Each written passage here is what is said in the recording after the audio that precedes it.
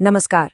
आज हम एक ऐसे विषय पर बात करने जा रहे हैं जो भारत में कई लोगों की जिंदगी से जुड़ा है, कर्ज। हम समझेंगे कि कर्ज की वसूली के नाम पर होने वाले उत्पीड़न से कैसे निपटा जाए और कैसे वित्तीय स्वतंत्रता की ओर कदम बढ़ाए जाएं। तो चलिए इस जरूरी सफर की शुरुआत करते हैं। क्या कभी कर्ज का बोझ बहुत भारी लगने लगता है?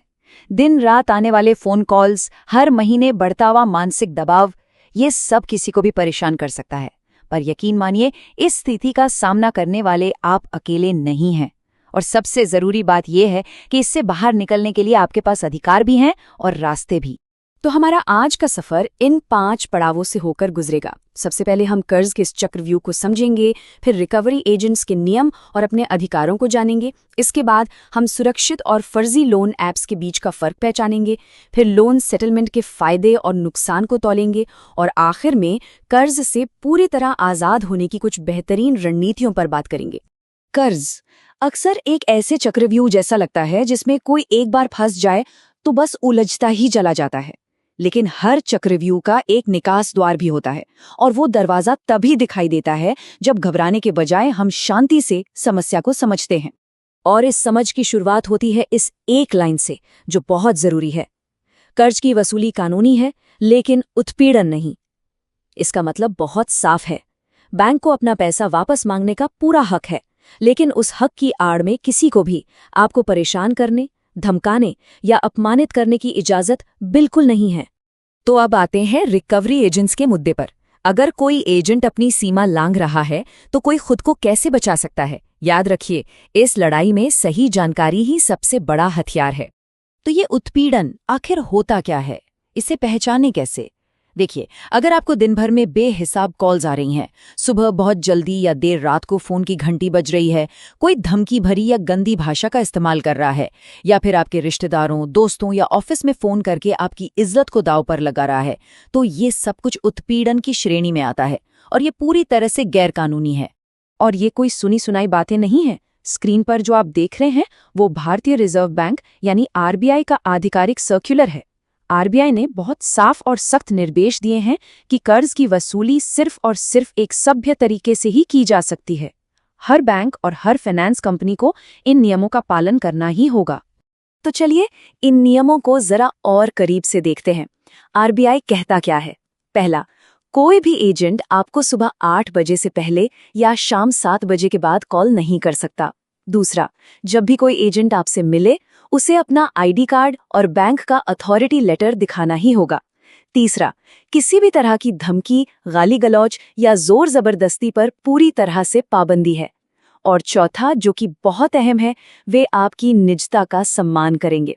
इसका मतलब वो आपके दोस्तों या परिवार को फोन करके परेशान नहीं कर सकते। और अगर कोई भी इन नियमों को तोड़ता है तो चुप बिल्कुल नहीं बैठना है।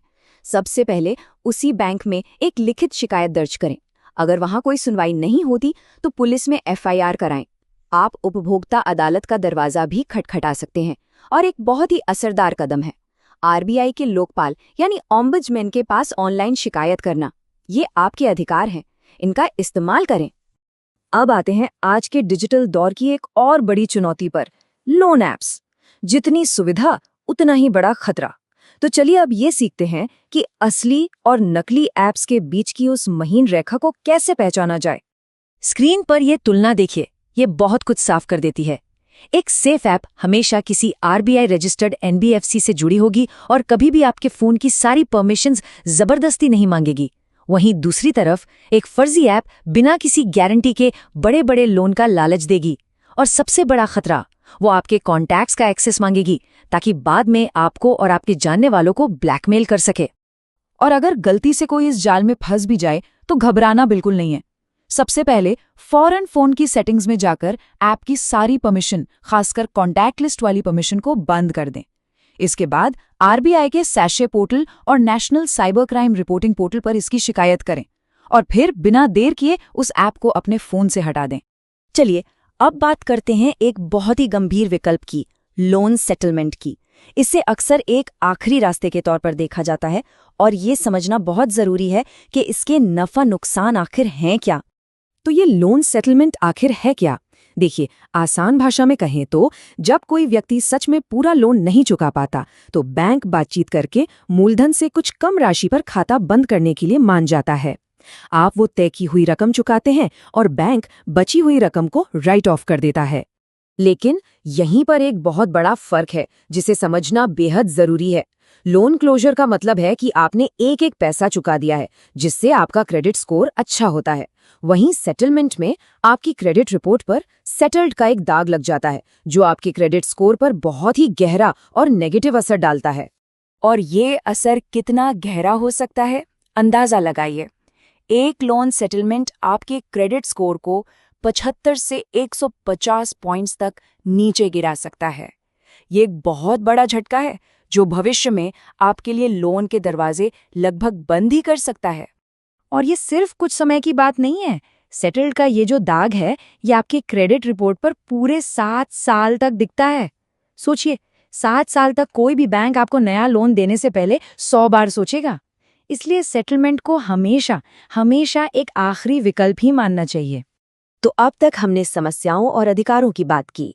चलिए अब सबसे जरूरी पड़ाव की ओर चलते हैं, कर्ज से पूरी तरह आजाद होकर वित्तीय स्वतंत्रता की तरफ कदम बढ़ाने की रणनीतियों पर। कर्ज चुकाने की दो बहुत दिलचस्प रणनीतियां हैं। पहली, जिसे फाइनेंशियल एक्सपर्ट्स सही मानते हैं, वो है कि सबसे ज्यादा ब्याज दर वाले लोन को पहले खत्म करो, जैसे कि क्रेडिट कार्ड का बिल। इससे लंबे समय में काफी पैसा बचता है। दूसरी रणनीति मनोवैज्ञानिक है। वो कहती है कि सबसे छोटे लोन को पहले खत्म करो। इससे एक जीत का एहसास होता है, सिर से एक बोझ कम होता है और आगे के बड़े लोन चुकाने का हौसला मिलता है। तो अब सवाल ये उठता है कि इन दोनों में से कौन सा रास्ता चुनना चाहिए? क्या गणित को चुनकर पैसे बचाने चाहिए या फिर एक मनोवैज्ञानिक जीत हासिल करके अपना मनोबल बढ़ाना चाहिए? इसका सही जवाब सिर्फ आपकी अपनी स्थिति और स्वभाव पर निर्भर करता है। एक और स्मार्ट तरीका है जिसे डेट कंसोलिडेशन कहते हैं। जरा सोचिए, अगर 36% ब्याज वाले क्रेडिट कार्ड के कर्ज को चुकाने के लिए 12% ब्याज वाला कोई पर्सनल लोन ले लिया जाए तो कितना पैसा बचेगा? ये एक तरह से एक महंगी आग को एक सस्ती आग से बुझाने जैसा है, जिससे आपके ब्याज का कुल बोझ काफी कम हो जाता है। तो इस पूरी चर्चा का निचोड़ क्या है? वही एक लाइन जिससे हमने शुरुआत की थी कि ऋण की वसूली कानूनी है, लेकिन उत्पीड़न बिल्कुल नहीं। जब तक आप अपने अधिकार जानते हैं, कोई आपका फायदा नहीं उठा सकता। सही जानकारी ही आपकी सबसे बड़ी ताकत है। याद रखिए, वित्तीय स्वतंत्रता एक दिन में नहीं मिलती। ये एक सफर है और हर सफर की शुरुआत एक जानकारी भरे सही कदम से होती है।